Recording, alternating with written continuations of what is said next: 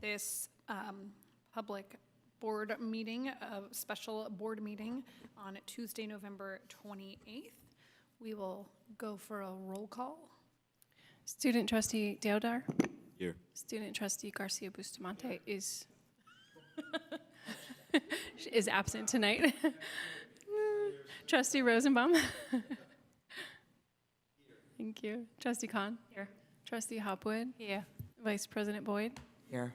President Davidson. Here. Superintendent Wells. Here. Thank you. Okay. We will now do a reading of the AUSD mission and vision statement and meeting norms. Are you okay to read them all? Okay. The mission of Albany Unified School District is to provide excellent public education that empowers all to achieve their fullest potential as productive citizens. AUSD is committed to creating comprehensive learning opportunities in a safe, supportive, and collaborative environment, addressing the individual needs of each student. Meeting norms. Maintain a focus on what is best for our students. Ensure a safe environment for all views to be expressed, treating each other, staff, and the public respectfully. Endeavor to find common solutions to issues through collaboration without sacrificing one's beliefs in what is best for students. Make a commitment to effective deliberation, each one listening with an open mind while others are allowed to express their own points of view, even if one disagrees. Okay. So we will now take a motion to approve the agenda. Yes.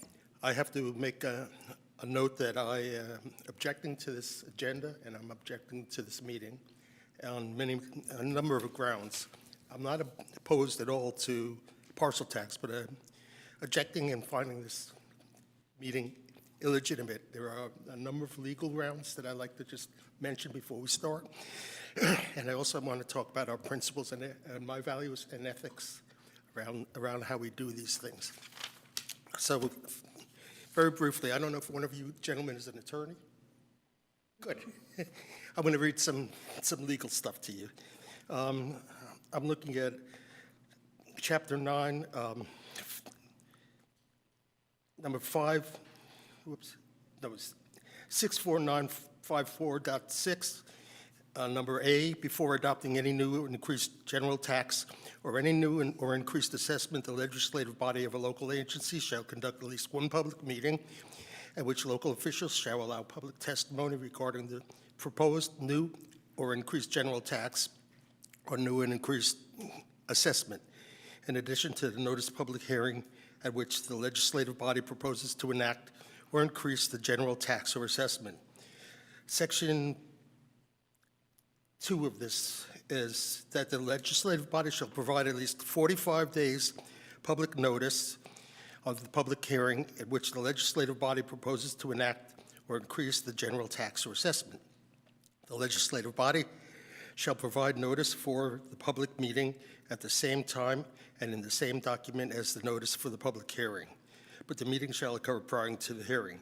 The joint notice of both the public meeting and the public hearing required by subdivision A with respect to a proposal for a new or increased general tax shall be accomplished by placing a display advertisement of at least 1/8 page in a newspaper of general circulation for 3 weeks pursuant to Section 6063 and by a first-class mailing to those interested parties who have filed a written request with the local agency for mail notice.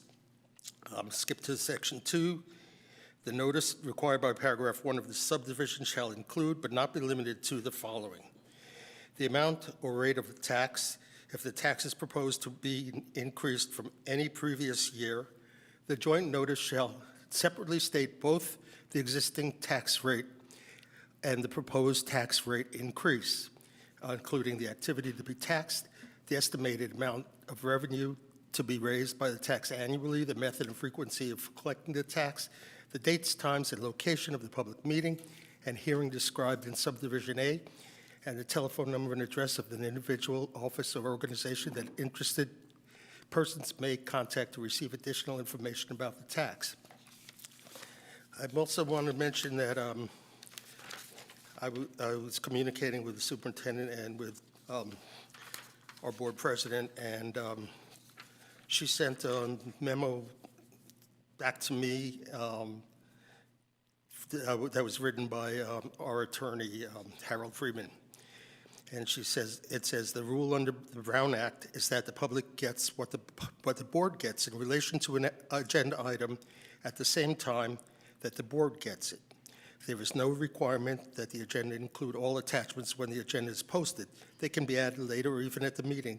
The requirement is just that when you do provide the attachments to the board, you also post it for the public if it's an open session item," which this is. I don't see how we've met a number of these issues. We received we were sent a memo from our superintendent on November 24th, 2023, with the information about the current parcel tax measure B and flat taxes and the same chart, which has been modified on our agenda today. Can I interrupt you for 1 second on that? What? Can I just interrupt for 1 second to give clarification on that? Can you do what? Can she interrupt you for a minute so she can? Let me just finish. Okay. I also, in the principles that I think, what's that? I just want to see those papers. Thank you. This one? Yeah.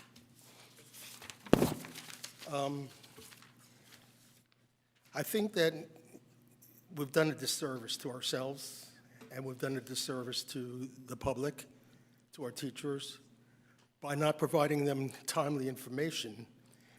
We've, including to the board, we haven't seen any figures, any of the documentation until yesterday, late yesterday.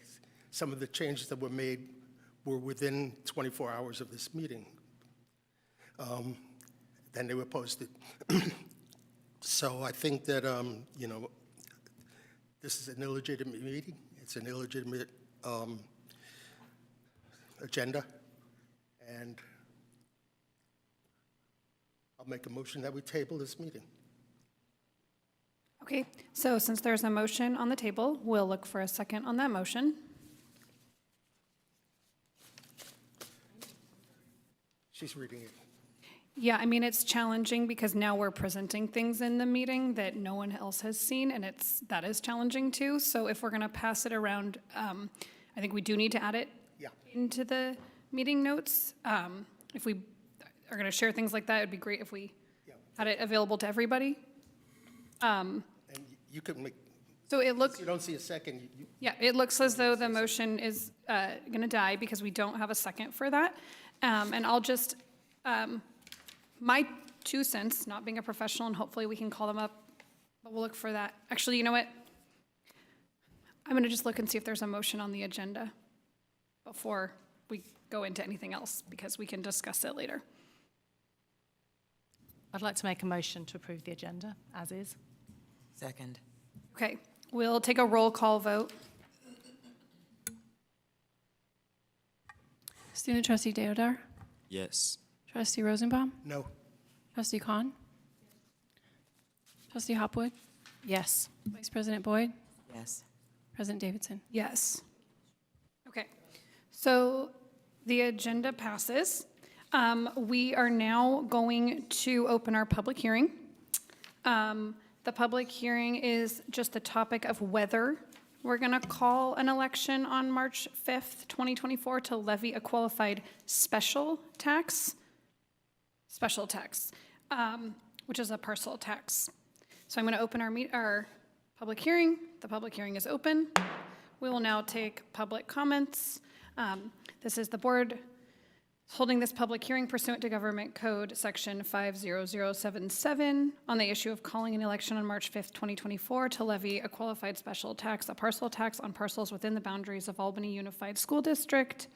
At the hearing, public input will be solicited concerning the proposed parcel tax. So we will now take public comment on whether or not we should call an election for this on March 5th, 2024. If you're here in person, please approach the podium. If you're in our virtual audience, please raise your hand.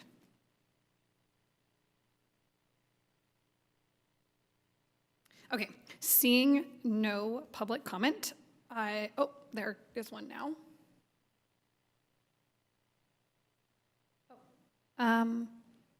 Sorry,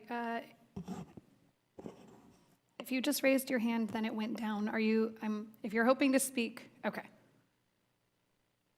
All right, you have 2 minutes. You'll need to unmute yourself.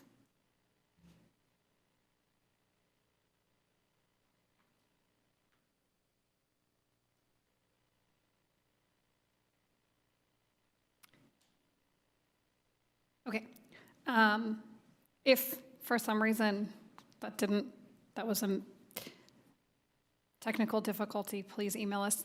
Do you want to do a public comment on whether or not we're going to call for a special election on March 5th, 2024? Sure, I will. Okay, great. Hi, everyone. I'll keep this super brief. I am definitely in favor of us having a special election on March 5th, 2024, to potentially pass a parcel tax. I think that it's direly needed for the district and for our teachers, and so I'm very much in support of it, and I hope that's a place we can get. So thank you all. Okay, and seeing no other public comment, whoops, I am going to close our special hearing. All right, the special hearing is closed, and we are now going to move on to our review and action item. This is the adoption of the resolution. Thank you, Madam Chair, President. Thank you. The review and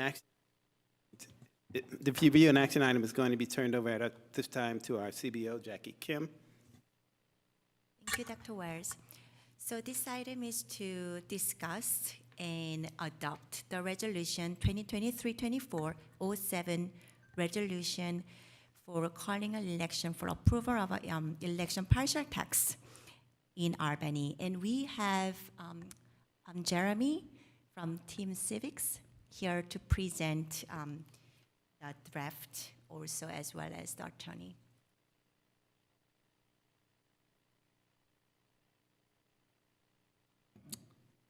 Thank you, Jackie, and nice to see you all again. We're here tonight to review a resolution that would call a special election on March 5th, 2024 to renew your parcel tax with an increase. Just to give you guys kind of an overview of how we envision tonight going, I think first and foremost, I wanted to just give a high-level overview of the key components built into the resolution that you'll be reviewing tonight. You'll then hear from CBO Kim about the various tax rate scenarios and what those implications mean, both for the average single-family homeowner as well as overall revenue generated for your district. And then I'm going to kick it over to your attorney, William Tunick, who's actually going to walk you through the resolution itself in detail so you can see the various components and sections. Now, I do recognize that there were some concerns raised by Trustee Rosenbaum this evening. If we'd like to address those first before we go into the review of the resolution, we are more than happy to do that, in which case I would defer to William Tunick to walk through the various public noticing requirements. Does that sound like a good plan to you all? Although this may make people unhappy, I don't think that we need to, because it's not in our agenda and we've passed our agenda to move it forward. So if you feel like there's something that you really need to add in for us to feel more comfortable with this, that's okay, but we have a board majority that was comfortable with it and voted yes. Totally understood. And just to clarify, with the format that I'm recommending, we find it helpful if we hold questions and discussion to the end. We've been thoughtful about how we're going to roll out this information, and I think it makes sense to review it once we've had each individual component. So with that, I will hop in just to the specifics. I don't know if there's a clicker here for my slide deck. Oh, you're right on it. Thank you. First and foremost, the proposed measure that you're reviewing tonight, as you all know, would replace your current Measure B, which was approved in March of 2020. It would make a key structural change. It would change that $490 flat rate to a rate based on building square footage. And you'll see in the resolution that we've included a 60-cent per square foot rate, although we will look at various rate scenarios with CBO Kim in a few minutes here. It does include an annual cost of living adjustment. We've written in a 3% automatic annual increase. We found that for planning purposes and long-term structural integrity, it's the recommended approach to have a flat specific rate so that you know what you can expect in future years. This measure does not have a sunset, meaning if it were approved by 2/3 of voters, it would exist in perpetuity. We are offering exemptions for seniors and residents who take SSI or SSDI, so they do not have to pay the cost of the measure. And if approved by 2/3 of voters, this measure would begin on July 1st of next year, and again, would replace that Measure B authorization that your voters first approved in March of 2020. So with that, I will kick it over to CBO Kim to walk you all through the various tax rate scenarios that were included in your agenda packet. Thank you, Jeremy. So here is the scenario for Albany average home of 1,300 square footage. So if we go with 0.5, 50 cents per square foot, it will be $650, okay, for this replacement of the new partial tax rate. Now, that will bring the district about 4.3 million. That's how we can read the chart. And you will see in 2025, in the next 5 years, I applied the 3% COLA adjustment. So our current partial tax B does have CPI adjustment. And it has been a little bit higher than 3% lately because the inflation. But we will see that about 3% COLA is something that more of other districts use as well. And it's reasonable percentages. Now you will see in the next row, 55 cents.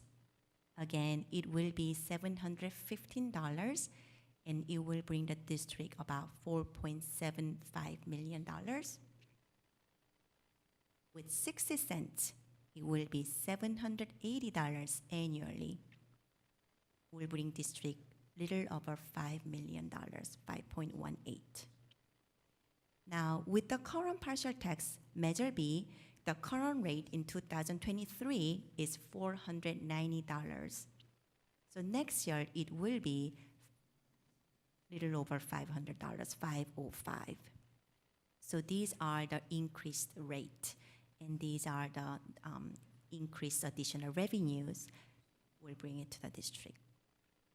So you will see in the very bottom, with 50 cents, the district will receive about almost $2 million additional income. With 55 cents, about $2.4 million additional income or revenue. With 60 cents, it will be additional $2.8 million revenue. I hope this clears the scenarios. Thank you, Jackie. With that, I'm going to kick it over to William Tunick, your attorney, who's going to walk you through the resolution itself and the various components built into it. Thank you, Jeremy. Good evening, everyone. It's nice to meet with you. My name is William Tunick. I'm an attorney with DWK. Have worked with many of your neighbors on parcel tax matters, and happy to be here to work with you on this as well. So the resolution that you have before you tonight, for those of you who were here when the prior measures were put on the ballot, should look pretty familiar as far as the format. These documents kind of contain 4 parts. There's the resolution, which is the first few pages. That's essentially the board's direction both to staff and to county officials as far as calling the measure to actually make sure the election happens, talk about the election logistics. You have the Exhibit A, which is the 75 either ballot label or ballot summary. That's what voters see when they go to vote on the measure. And then you've got Exhibit B, which is the full measure text, which is really what the voters are actually approving. The content of the measure talks about how it will be implemented. That appears in the voter pamphlet.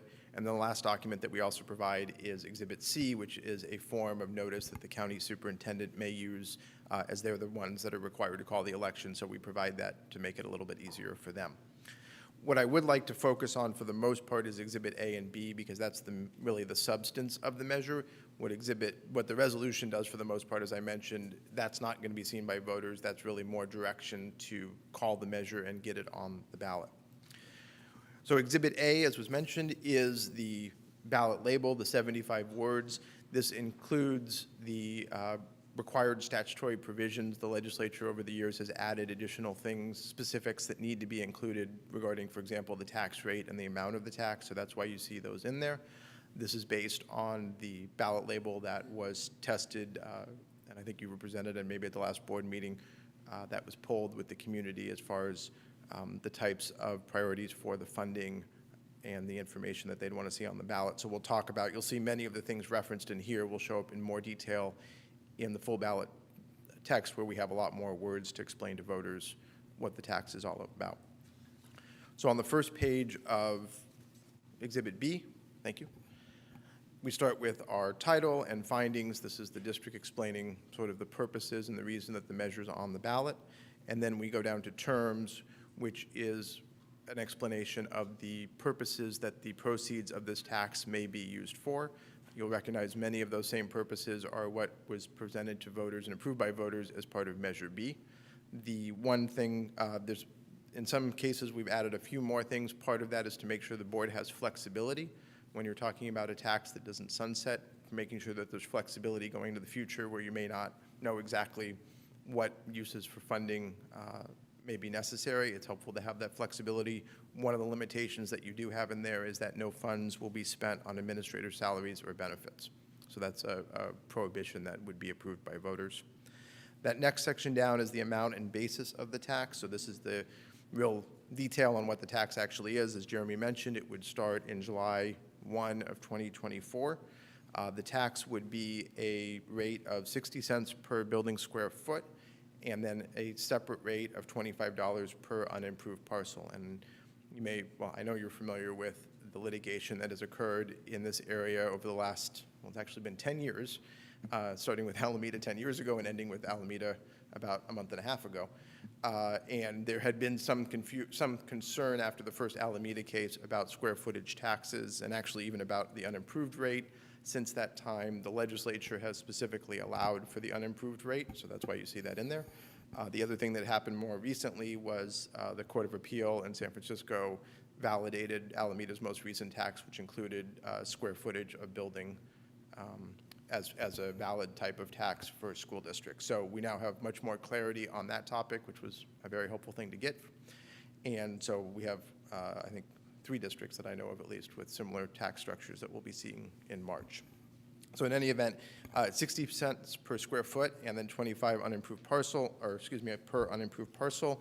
As Jeremy also mentioned, there's the 3% adjustment in there to account for inflated costs over the time as the parcel tax is in place. We found that working with a lot of districts, 3% as opposed to an index makes a little bit more sense, especially with an ongoing tax. It takes away any question about will the index be there, will it be changed, any of those calculations, and also takes away a little bit of the volatility and uncertainty that you might face with an index versus a flat 3%. On the next page, it gets into a little bit more detail. These are the definitions that allow the tax to be implemented when we talk about building square footage, improved, unimproved parcel. These are definitions that have been used by both yourselves and others in the county that have worked well, so we obviously don't need to reinvent the wheel there. Going down a little bit further, thank you, right above the exemptions paragraph, we talk a little bit up. There, perfect. Just to be clear, as Jeremy mentioned, this is a replacement for Measure B, so we call out in the measure that if this measure is adopted, Measure B will stop being levied the day before this measure takes effect. Those won't be levied at the same time. Also clarify that this does not affect Measure J. So just making sure that there's no confusion about those two things.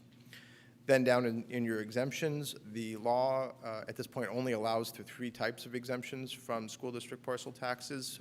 For seniors, for those receiving SSI, and for those receiving SSDI. Those are the 3 that you have in your current Measure B. Those show up again in this measure. As required by law, they're to be provided on a one-time application with the ability of the district to verify eligibility going forward. And if we go down to the top of the next page, one thing we did add beyond that is that individuals who have a current exemption from any of the existing taxes would not need to reapply to be exempt for this tax. It would carry over, of course, with the right of the district to verify continuing eligibility, but it saves everybody having to do that extra paperwork, both for the district and for those who have a current exemption. Going down, we've got claims exemption procedures. That's primarily mechanical pieces for the tax when it gets implemented. We do include in there the description of how square footage is defined, where that information comes from, if there's any concerns about that, how a taxpayer can address it. Again, language that we've used before and has worked well. And then if we go down to E at the bottom of that page, we have our mandatory accountability protections. These are requirements by statute to have separate accounts for the funds, to indicate what their purpose is for, and also to have annual reports to the public and to the board about the use of those funds. So that's incorporated into this measure as well. F and G are there primarily to protect the district. F is really about if state or federal funding ever changes, and this would be detrimental to the district. It gives you flexibility. G is severability in case there's any litigation. But as I mentioned, with our recent Alameda case, we don't anticipate any concerns with this tax structure at this time.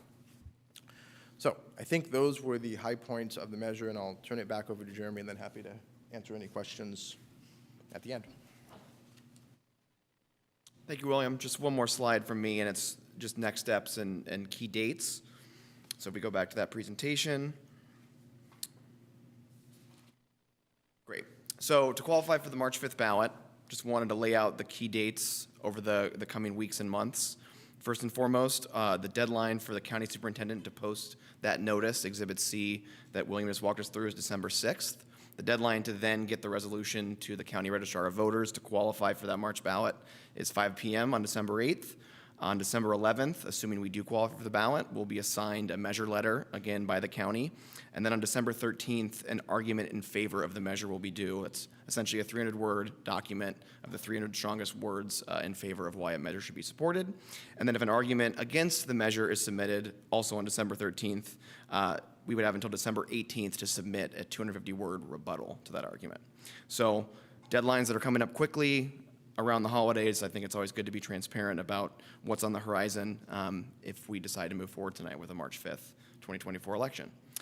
So with that, I think we are happy to take any questions about any of the information that we've presented here tonight. Okay, great. We can go down the line. Go ahead, Trustee Rosenbaum. So I was just curious, could you respond to some of the legal questions that I posed earlier? Because I'd like to know when because it's going to be a Brown Act violation complaint filed, so. Yeah, so happy to address both of those pieces. So first of all, as far as the first issue, the 54954.6, that applies to a new increased or increased general tax or increased assessment. School district taxes by law are special taxes, which is distinct from general taxes.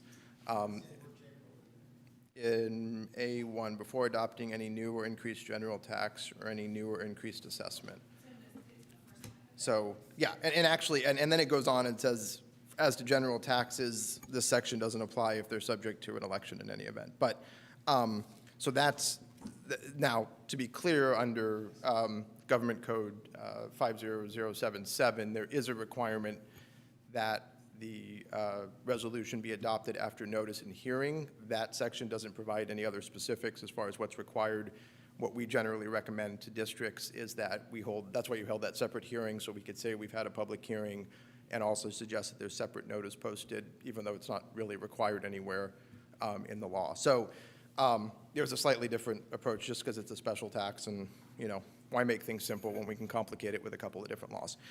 And actually, that's even more so when it comes to the Brown Act posting. So there is a provision in the Brown Act, I don't know if it was cited, but in any event, that talks about disclosure or making materials available to the public when they've been provided to a majority of the board, but it applies when they've been provided within 72 hours of a regular meeting regarding an open session item. Could you repeat that one more time? I'm hard of hearing, so. Yeah, no, that's fine. And again, why the legislature said what they said, but what it says is that there's a requirement to make available for inspection records that have been made available to a majority of the board. but it only applies to records that are provided within 72 hours of a regular meeting, I get that. as opposed to special. So since we've got a special meeting tonight, now, of course, there's, best practices and recommendations out there as far as when things get posted, being Thanksgiving week being what it is, that's sometimes it's a little bit difficult there. But, and my Can you respond to the part of, that you were talking about with the board being provided with some information based on, and doesn't that have to be, according to our attorney, that has to be provided to the public at the same time? Is that correct? I think what he was referencing was that section I was just talking about, which is, in general it is, because in general you're talking about open session regular meeting items. We've got a special meeting tonight. Technically that wouldn't apply to it because it's different than a regular meeting, and that's 57.5B1 is I believe what the reference was. I don't know if there was a citation from the attorney, but in any event, again, neither a model of clarity as far as statutory law goes, but that is what it is. So anyway, hopefully that addresses it. If there's any other questions about that or the resolution, I'm happy to answer them. Thank you. That clarifies a lot. Thank you.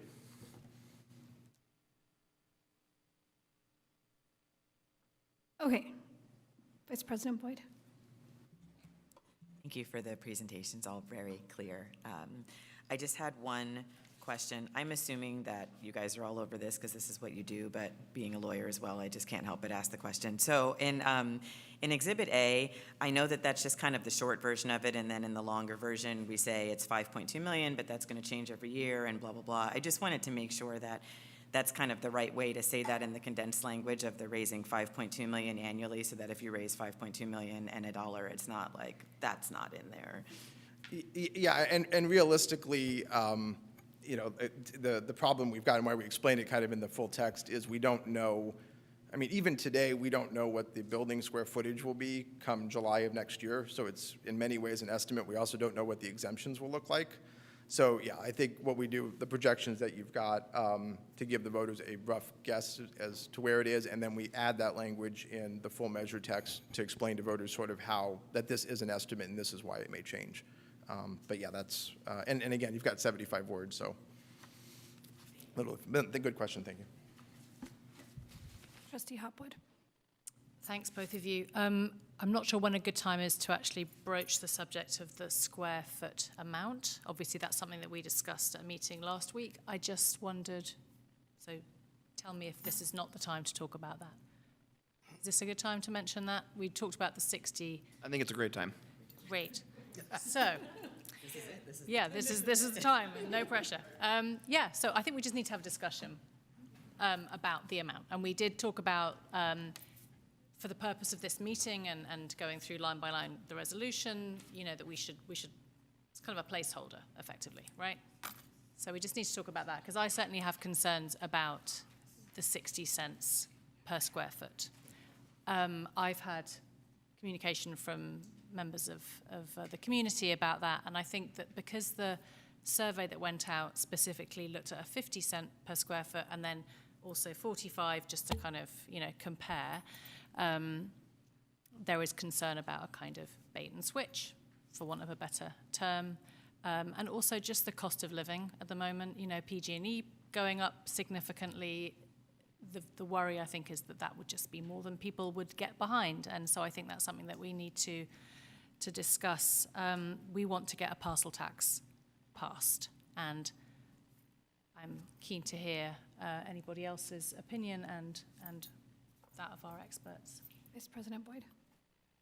Don't mean to step in front of our experts. I just wanted to just give my sort of reaction to that because it is something that I looked at. And I do think it, well, again, defer to others, but it might make sense to actually sort of highlight or be clear about that in whatever sort of communication or public, get behind this rah-rah campaign we're doing, so that it doesn't seem like we're trying to be underhanded. But I believe in looking at the fabulous chart that was prepared, it's something like $150 a year, like at most, something along those lines. And so it would be surprising to me as someone who's going to pay this tax, and certainly not to suggest that everyone's financial situation is the same or anything like that, but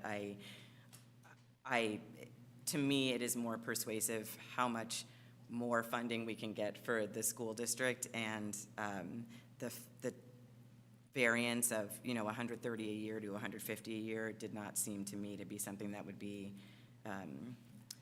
that would make up people's minds. So I would suggest perhaps kind of putting that at the forefront so that people are aware of exactly the difference that we're talking about. But it's good to know that that's a concern that people have, and I don't want to make light of it. I think Trustee Hopwood and I were in a meeting where we discussed some of these. That's why we said we really need this table in front of all of us, because without it, it's just sort of like numbers all over. So I really appreciate that we got it. I think, you know, anyways, it's really helpful. When we looked at it, there was just the like exponential cost of living adjustment in connection with these, and the numbers went like, whoa, way high when you were like 5 years out, and that was very concerning to us. And so there was a lot of talk about, what do we do with that? Do we put a cap on it at 2%? Do we feel comfortable with 3%? And so our expert consultant said this, generally what districts do is they do a 3% cap. It may not be quite what you need, because we fund a lot of teaching positions out of our parcel tax money. And when we give a raise, and there's the cost of living adjustment every year, we have to cover that. And so if I think, Jackie, you can correct me if I'm wrong, if the state COLA is a certain amount, they give us that extra money to give to our teachers. But we don't get that extra money from the state for the teachers we pay out of the parcel tax. Is that correct? That is correct. So we have numerous teachers funded in partial tax. So if we don't have any COLA adjustment, general fund will have to pay for it and cover it. Well, in addition to that, just to give more context and clarification, is that when we do get a COLA, it doesn't go directly to staff. For example, when we got 13% COLA, it didn't mean we gave 13% raises, because other things, expenses go up as well. And so we had to give something significantly less than that, because we have to pay for other commitments that we have. So it's not a 13% to the district and then 13% to the unions. We wish it was. Oh, yes. We all wish it was, and we wish we had no other expenses, however. So I just think that's also an interest, that, you know, a very important factor for us to take into consideration is we are funding teaching positions out of this money, and we have to really think about that. You know, I guess if we bring in a little bit more into this pot, and then it can sort of absorb some of that need, that's also something we can consider. Go ahead. Also, just to be clear, I was talking about the difference between the 50 cent and the 60 cent, not the COLA. Just thanks. And I was adding on, so we think about the whole package, because we're a team up here. Teamwork is the dream work. Okay. So have we decided 50 cents, 55 cents? So we still have to do that tonight, correct?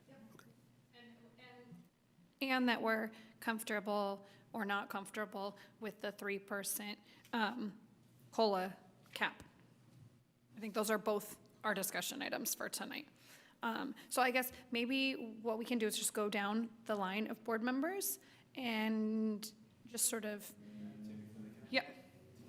Can I add just a piece? Just taking us back to why we're considering a partial tax, is that when we go back to the basics and we look at what we're getting per child, we're getting the lowest amount in the area, significantly lower, and yet we're providing some of the best educational experiences for our kids on a very stretched and thin budget. If we were to go with 50 cents, and I think we may have to pull up that chart, we'll still be significantly below the state average, and that's important to note. And I know this is not about Piedmont, but Piedmont pays parcel tax that are more ideal. It's a big, but they realize what they get in return. They get a superior educational system, and they benefit from the property taxes. And so I just want to be mindful that if we do go with 50 cents per parcel, we'll still be significantly below the state. 55% and 50% is not, we don't believe, the big difference in terms of how the community feels, because when we tested it on the 45 cents versus 50 cents with not much change, and we think 55 cents and 50 cents is not much of change. 60 cents, it may be. I just put that out for food for thought. Do you think, Julie, are we able to pull back up the parcel tax rate summary of scenarios? Yes, one moment. Awesome. Okay. Great. I guess the one thing this doesn't tell us is what that would be, like what we would be getting per student total. Is that quick math you can do, Jackie? Oh my goodness. And while she's doing the quick math, one of the things we agreed on doing is having an FAQ. Because one of the things you don't want to do, and I've been in quite a few parcel tax over the decades, you don't want to have holes where people fill them and then there's misunderstanding and confusion and it sabotages the parcel tax. And you can say that you want to support kids and staff, but if you don't have the money coming in or if it's sabotage, the action is contrary to the rhetoric. And so we have to make sure that we have the FAQs that are crystal clear, and that's going to be on us, and we're going to keep the board apprised of that every step of the way. So I just wanted, and the community. So the only thing that to add is that I've heard some concern from the population and from the teachers, more than one, that they feel like there's a danger of this not passing if we go to the 60-cent mark. I don't know if that's true or not, but there is some nervousness out there. Yes, and I got to say the biggest danger is when we don't come together and rally around this as a team. We have to be united, we have to be steadfast and unwavering about what's best for kids in order for this to pass. If we have division, we put it in jeopardy, and we point the finger at everybody else except ourselves. So, and I say that because I want to be very candid and clear prior to moving forward, because this is so important for our kids, and if our kids are going to be a priority, we have to move and be congruent like they're our priority. And I just feel compelled to share that. Yep. I'd just like to defer to Jeremy. Actually, could you give us some of your, just how you feel kind of on balance about these varying amounts? Absolutely. I'll say what I said when we reviewed the poll results a few weeks ago. We have data that shows us that a 50 cents per square foot parcel tax in perpetuity with an inflation adjustment would be successful. We have data that shows that. What we don't have is data that shows us support at 55 or 60%. Does that mean it doesn't exist? No, it does not. Can we make an inference about our likelihood of success? Sure, we can. But I can tell you that every cent matters and every dollar matters. And in particular, when you're looking at a measure that would not sunset and would exist in perpetuity, I think it's really important to look out at the 5, 10, and 20-year roadmap, both in terms of what it brings in for you as a district, but also what it means for that average homeowner. And I think it's also important to underscore that those rates that we've showed are for the average homeowner, which means half of your homeowners will be paying more, half will be paying less, of course. But I think my recommendation is the same. We have really strong numbers, and I want to underscore how strong they are, but every cent we add adds a little bit more uncertainty about what that data that we're getting back. And I don't know how we're going to go about figuring out this number, whether you say about going down the line. And I mean, I have concerns. Well, Jackie, she just got us the per student, like what we would be getting at each of these. So I think that's helpful because we've been really comparing to that. Sure. So I didn't put that in a chart, but I can read it out loud. So for 50 cents, we will get $1,200 with this new measure. $1,200 more. $1,200. Well, $1,200 per student. So plus we have a current measure J. So when we add those together, it's going to be about $2,500 per student. On top of that 15,681? So right now, when you see the Albany, you will see that 1984, right? So this number will change to 2,530. So an increase of increase of 25, 30, let's see. Yes, thank you. Yes, 650. Okay, yes, okay. 25.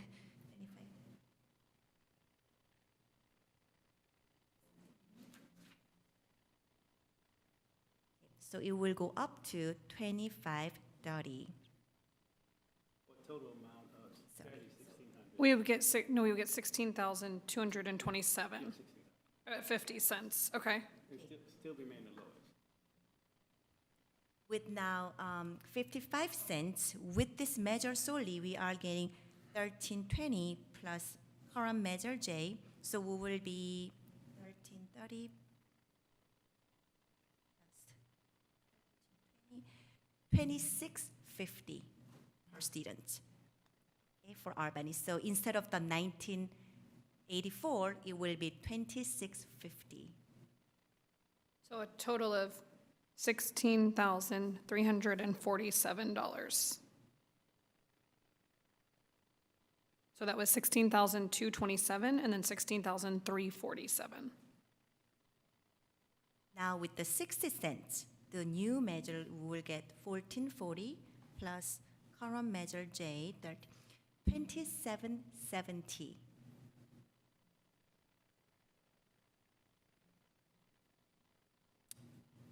And Jackie, if I could just clarify, those numbers are year one Yes, of that's this correct. tax before That is the correct. adjustment. So it basically goes up by $120 at each of, so for every 5 cents that we increase, we get $120 more per student once we reach that 16,227.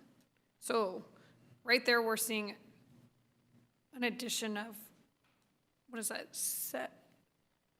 $600, like about $600 a student a year at the 50 cents, about $700 a student a year at the 55 cents, and about $800 a student a year at the 60 cents.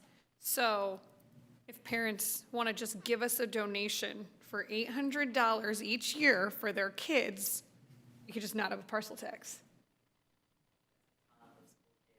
Oh yeah, all the stuff. You got to give it all. You got to buy a lot of pumpkins. You got to go to a lot of craft fairs. You got to do some walkathons.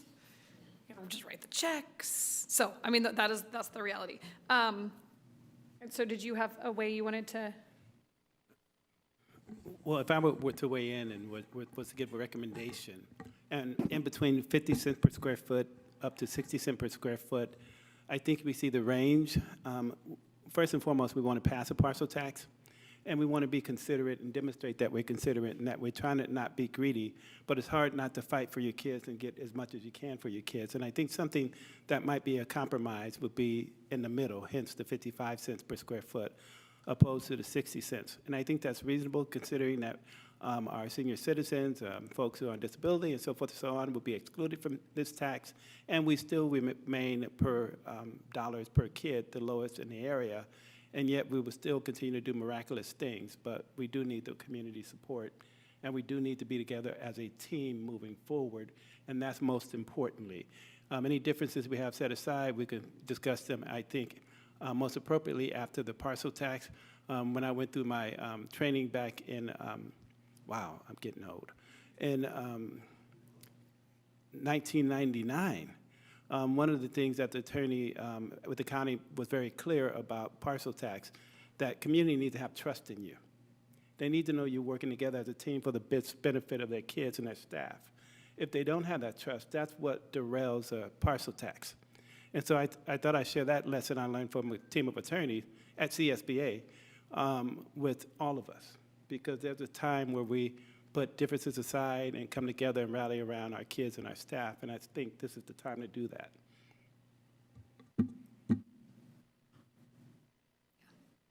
Also, one thing we discussed at our meeting last week was that initially we were going to do an increase annually of a COLA increase in line, well, like a consumer price index linked increase, which actually was going to be more than the 3%. So when we looked at those figures, it was significantly higher, even at 50 cents, 55 cents, than what we're looking at now. So my feeling is we're sort of tempering an increase. The 55 cent, per square foot has been tempered by the 3% increase rather than a higher rate annually. So just something to consider when Which was people. much higher. It was, and I do think that people, anybody who might be watching this or is interested just should appreciate that we looked at the numbers as they span into the future, and we're trying to keep it manageable. So. Thank you for saying that, because currently Measure B has a CPI, and 23-24 we have increased 4.19%, and the year before was 5%. So with the 3%, it actually gives a little more room relief for our taxpayers. Yeah. Okay. Let's take public comment, and then we can sort of poll ourselves and see if we're ready for a vote. Okay, so public comment in person, approach the podium. Public comment virtually, raise those hands.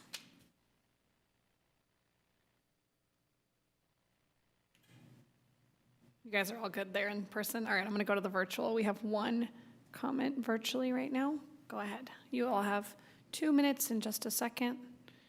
And it's not showing on the big screen. There it is. Okay, go ahead. Okay, can you hear me? We can. So I'm an Albany resident. I've actually run a number of ballot initiatives in the state of Michigan, all of which have been successful. So I'm putting that hat on as I ask this question. In terms of understanding whether or not you could move up and sort of assuaging yourself and your concern about moving up the from 50 to 55 or even to 60, because I do understand Dr. Wells's point that you want to pass, but you don't want to be doing this again and again. Do any of you have the figures on like the number, the proportion of student households in the electorate? This is anyway, you want to know, answer sorry, that because you'd this like is to public know, comment and you won't, but I would ask the individual who did the survey, your pollsters, any folks, because I think that may tell you something about the strength of your argument, the proportion that you could sort of reliably lean on. And I also just want to echo again what Dr. Wells said. Winning is all about your message and the consistency of staying with that message. And making it an inspiring one that people believe in. so I believe what the caller was asking for is how many households in Albany have students, hopefully enrolled in Albany. I think we had a presentation on this not too long ago. I don't know if that was in it. We can put it in the FAQ.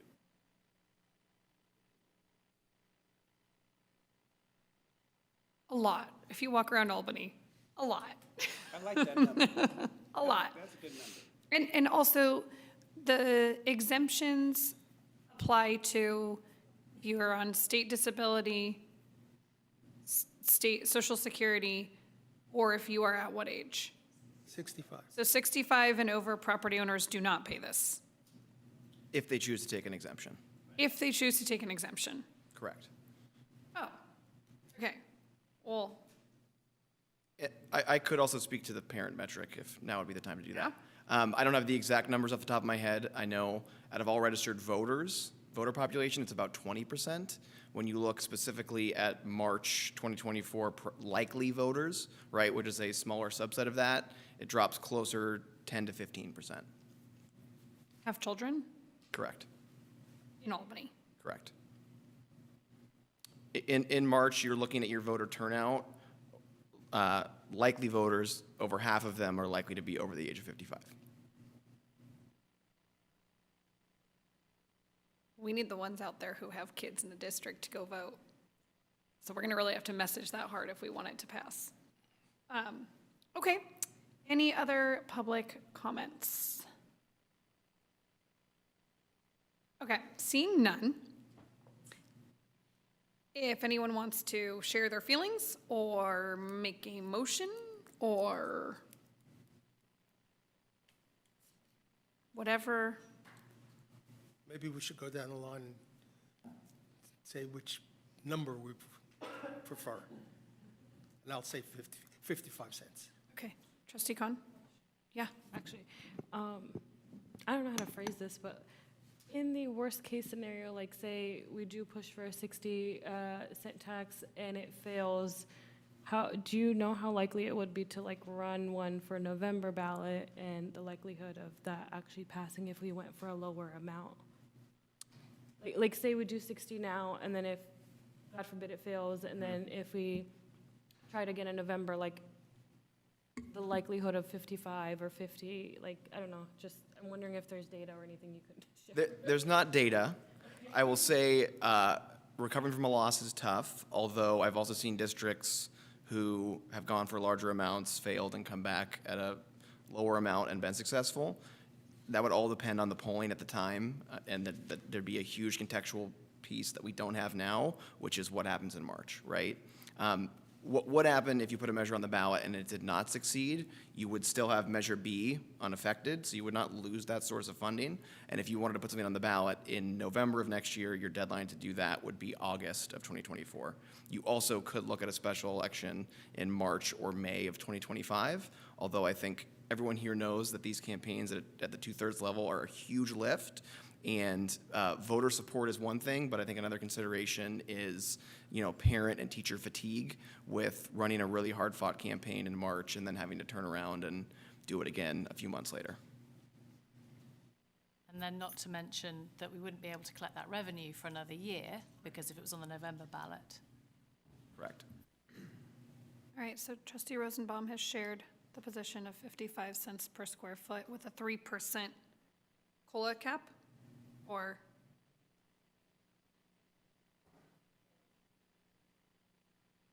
okay, uncertain on that one right now. Okay.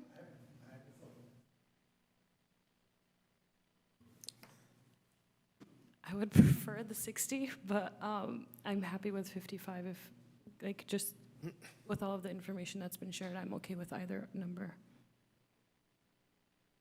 I think I've made my feeling quite clear, but I think 55, I think I'm just anxious about the tax not passing, and I think that's something to really consider.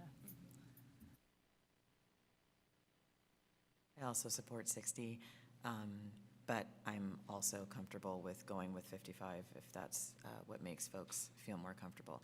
And also, I will just share quickly, since we're talking about needing to be united front, I was out having a drink with an Albany resident who said, "Are you guys going to raise my taxes again?" And I said, "We don't get enough money compared to anybody around us currently. And look at your tax bill, okay? And look at how much is going to the school district." So I am already there with the united front and fully support that. I'm gonna come in hard for the district. We'll be having lots of drinks with lots of people. You don't have to have drinks. They can be whatever kind. Sparkling water is a great one. Whatever kind you want. Coffee's great. I would feel very comfortable based on our polling with going with the 55. I would love to try the 60, but I feel like I'm already concerned that we went out in a different direction. I just want to reiterate that the board had no conversation prior to that survey going out about rates at all.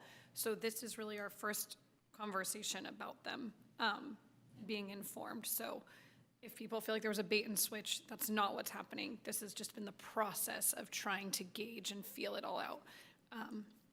Okay, and I would support the 55 with the 3% COLA adjustment as long as we feel comfortable that we're gonna be able to afford what we need to and keep our teachers with all of that. Depends on what happens with that racetrack also. That makes a difference. That's another can of worms. That's it could help us or it could kill us. CBO Kim has really dialed into all the numbers, so I'm really curious just how you feel about that in terms of revenue, the kind of difference it could make. Sure.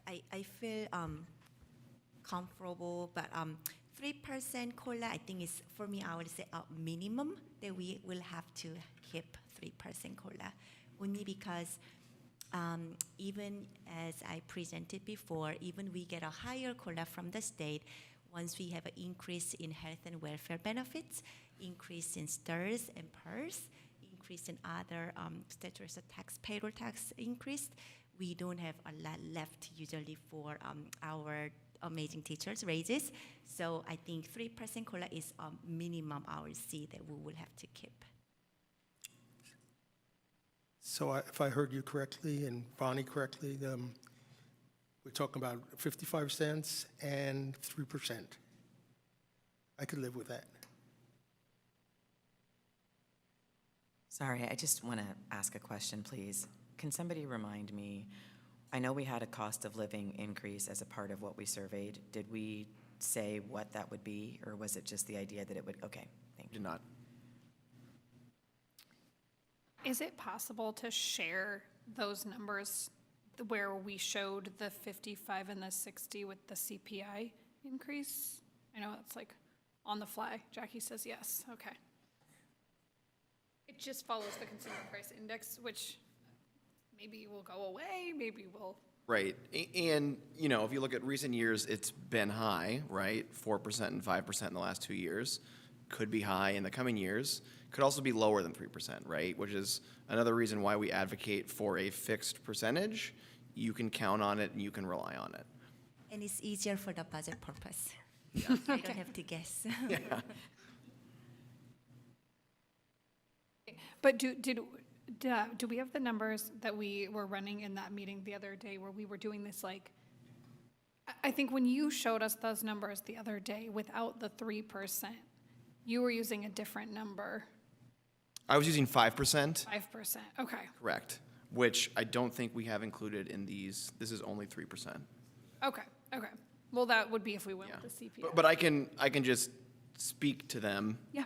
Generally, because I can't remember them exactly off the top of my head, but I do know that at the 60 rate, we were clearing $1,000 per parcel by 2029 at that 5% rate. And again, that's the average, not every parcel.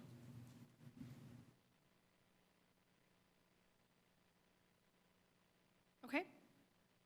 Any more comments or questions up here?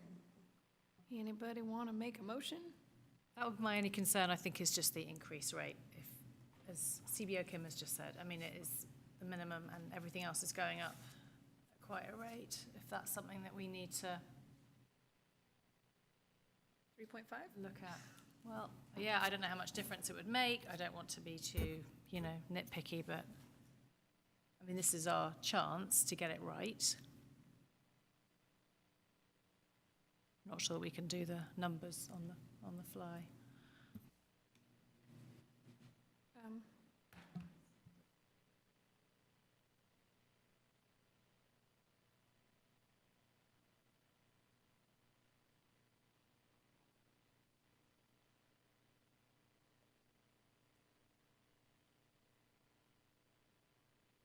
Question, please. I was trying to speed read, but I'm sure you just know the answer automatically.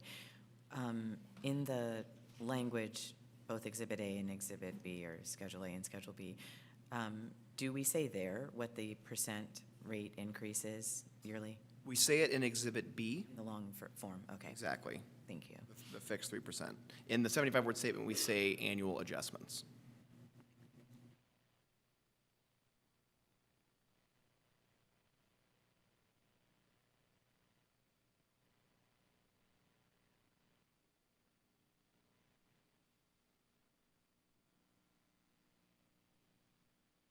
And I'm sorry, where did the 3% come from? I know it was recommended as a suggestion, but is that standard in what way, or could you speak to that? It's probably the most commonly used number by districts throughout the region.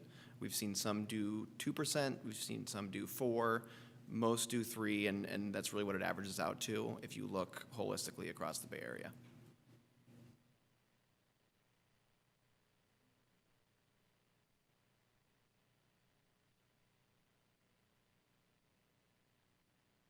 Madam Chair, President Davidson, I just want to reiterate that when we went to go through some consulting regarding the partial tax, we went to the best and the brightest in the Bay Area. And I'm not trying to put in a plug, but these are folks who get the work done. When we had that challenge in Alameda, who was that attorney fighting that case? Oh, that's right. And so we really, really convinced them to to come on with us. They didn't have to. They have so much business out there, but you can see why, because they do their homework. They are the chief experts in the Bay Area. And I just want to say thank you for putting us with earlier, and thank you for conceding to join us. And I just want to do that publicly as a reminder, because we have the best and the brightest attorney around parcel tax right here with us in Albany tonight. And that's a big deal.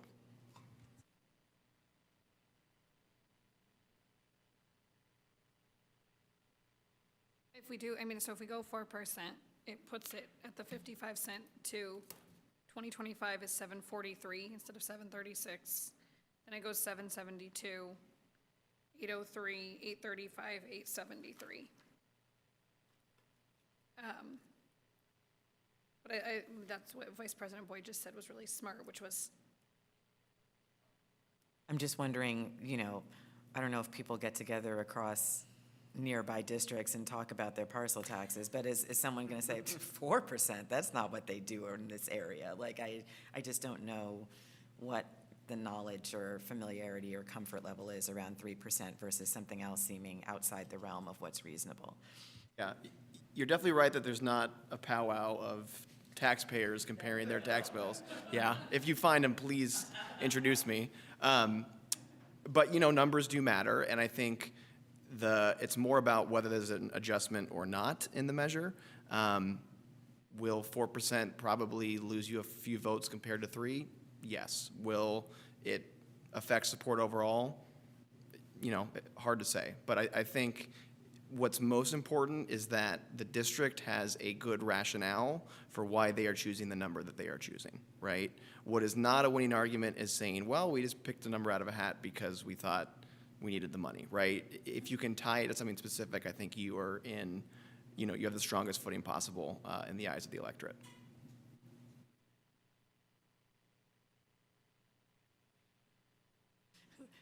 so none of us want to make this decision, so. 55 cents, 3%. Okay, so is that your motion? I move that we approve? Move that we approve 55 cents, 3% increase. Second that. You say it loud enough. I will second that. All right, Julie, we're gonna, oh, Sorry. Always the attorney. No, just to make sure it's clear, because we've got the resolution with other numbers in it right now, so if I may, what I'd recommend is the motion be approval of resolution replacing the references to 60 cents with 55 cents and replacing the references to $5.2 million with, I think, $4.8 million throughout, and that way we're clear about what the resolution is going to say. Yes, what the other lawyer said. Everything you said. Thank you. Sorry about that. can you type that up and send it to Julie, please? I can do that, yes. Okay. All right, so and we have a motion and a second, so we will roll call this one. Sure. Student trustee Deodar. Yes. I'm going to note for the record that student trustee Garcia Bustamante is absent. Trustee Rosenbaum. Now that I've run out of steam or gas or whatever it is, aye. Trustee Khan. Aye. Trustee Hopwood. Yes. Vice President Boyd. Yes. President Davidson. Yes. Okay. We will be putting a parcel tax on for 55 cents a square foot at 3%. Thank you all for your time. And with that, we are going to adjourn this meeting. Good night.